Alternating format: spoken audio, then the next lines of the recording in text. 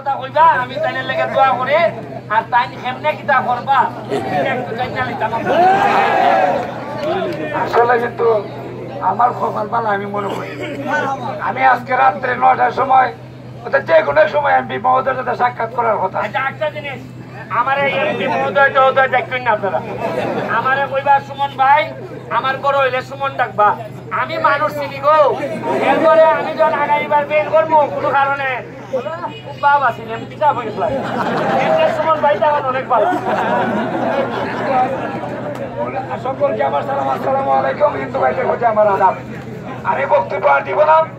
MP সাহেব যে কথা বলেছেন আমি ইনশাল্লাহ আপনাদেরকে যে ওয়াদা দিতে চাই আমি উপজেলা পরিষদ সুন্দরভাবে আপনারা গঠন করে দিয়েছেন। আমি উপজেলাবাসী চেয়ারম্যান ভাইস চেয়ারম্যান সহ এমপি সাহেবের মাধ্যমে যা যা কিছু করণীয় ইনশাল্লাহ আমি করব। আমার আইডি থেকে এমপি সাহেব তো বলেন আমার আইডি থেকে আমি কাইয়ুম তরফদার আইডি থেকে কি পাইছি বরাদ্দ পেশ করবো। দুর্নীতি ইনশাল্লাহ আমি কাইয়ুম তরফদারের মাধ্যমে দুর্নীতি হওয়ার আগে পাইব।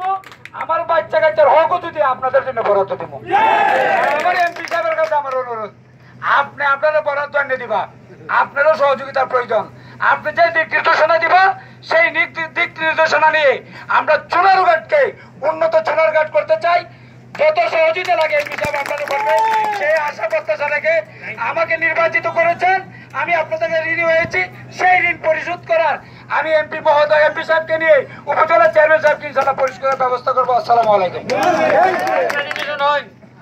ভাইস চেয়ারম্যান যদি আমি বরাদ্দ না দেখতে বাচ্চা তাই বেশিরভাগ বরাদ্দ এমপি তারু তবে তাইনের ভাগ্যবালা কিতা জানেননি আমার মতো একটা হামলা হয় শুনতে আমি যে খিদার গাম পালাইতেছি আপনার কোনো দারণই নাই ডেলি 4টা গেঞ্জি বদলাই ভিতর গাইমিয়া আমি চ্যালেঞ্জ করি বাংলাদেশের আর কোন এমপি যদি এইভাবে গেঞ্জি বদলাইতে পারে আমি ছাড়তে চাইতে দিন আর আমি সংসদে গিয়ে দেখি এরা 8 ভাঁজ